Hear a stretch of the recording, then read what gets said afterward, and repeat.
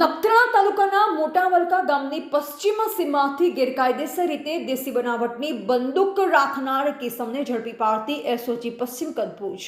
અધિક પોલીસ મહાનિર્દેશક શ્રી એટીએસ ગુજરાત રાજ્ય અમદાવાદના દ્વારા ગેરકાયદેસર અગ્નિશસ્ત્રની પ્રવૃત્તિ અટકાવવા માટે અસરકારક અને પરિણામલક્ષી કામગીરી કરવા માટે સૂચના આપવામાં આવેલ હોય, જે અન્વયે શ્રી ચિરાગ કોરડિયા પોલીસ મહાનિરીક્ષક શ્રી સરહદી રેન્જ ભુજ તથા શ્રી વિકાસ સુંડા પોલીસ અધિક્ષક શ્રી પશ્ચિમ કચ્છ ભુજનાઓએ ગેરકાયદેસર અગ્નિશસ્ત્ર શોધી આ પ્રકારની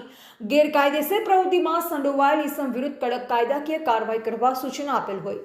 જે અન્વયે એસઓજીના પોલીસ ઇન્સ્પેક્ટર શ્રી એડી પરમાર તથા પોલીસ ઇન્સ્પેક્ટર શ્રી પીસી સિંઘ રખિયાનાઓએ તાબાના અધિકારી કર્મચારીઓને સૂચના આપેલ હોય, જે અન્વયે એસઓજી સ્ટાફના કર્મચારીઓ પ્રયત્નશીલ હતા.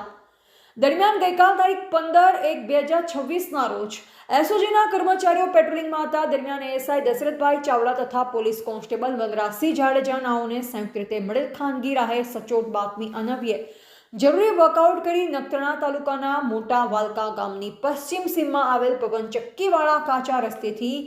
આરોપી હુસેન અહમદ સુમરા ઉંમર વર્ષ 25 રહે ગામ મોટા વાલકા તાલુકા નખત્રાણાવાળાને પાસ પરમિટ કે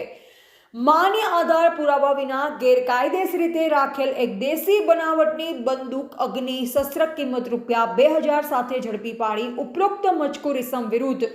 નખત્રાણા પોલીસ સ્ટેશન ખાતે આર્મ્સ એક્ટ તથા જાહેરનામા ભંગ હેઠળ કાયદેસરની કાર્યવાહી કરવામાં આવેલ છે.